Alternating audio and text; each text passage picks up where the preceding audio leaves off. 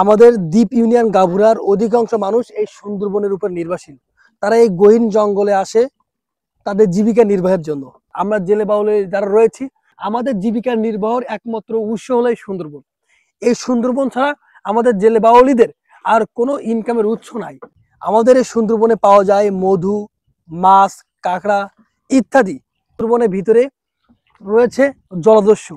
এই জলদস্যুদের কারণে আমাদের জেলে বাউলিরা এই সুন্দরবনে এসে তারা সুন্দরভাবে তাদের জীবিকা নির্বাহের জন্য যা যা মানে যে সকল জিনিস তারা সংগ্রহ করতে আসে সেগুলো এগুলো সঠিকভাবে সুন্দরভাবে করতে পারে না। একটা নৌকা যারা সুন্দরবনে আসে, ধরেন কাঁকড়া মারতে আসলো বা মাছ ধরতে আসলো, তাদের সাপ্তাহিক ইনকাম আসলে 7,000 টাকা, 10,000 টাকা, 20,000 টাকা বা 30,000 টাকা ইনকাম করে।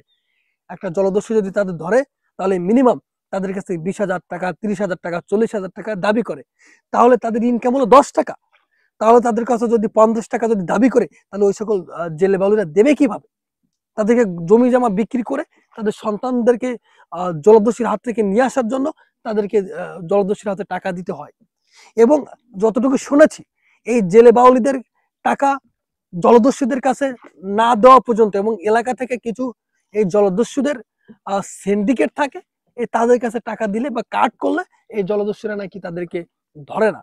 তো আমার একটা ব্যক্তিগত মতামত, যারা যে সকল জলদস্যু সুন্দরবনে রয়েছে, যারা জেলেদের কাছে জেলেদের ধরে টাকা ইত্যাদি দাবি করে, তাদেরকে প্রশাসন এদেরকে যদি অ্যারেস্ট করে, এদের না মেরে ফেলে তাদেরকে একটা সরকারি ভাতা ইত্যাদি তাদের জন্য কর্মসংস্থানের ব্যবস্থা করা হয়।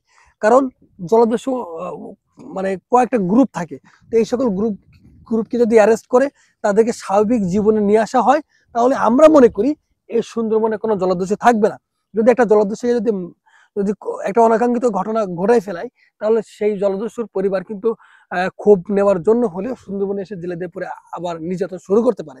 তো এই দিকটা বিবেচনা করে জলদস্যুদের কোথাও চিন্তা করে, তাদের পরিবারের কথা চিন্তা করে তাদেরকে সাধারণ ক্ষমা করে দিয়ে এই সুন্দরবনকে জলদস্যু মুক্ত করার জন্য প্রশাসনের কাছে আহ্বান করি।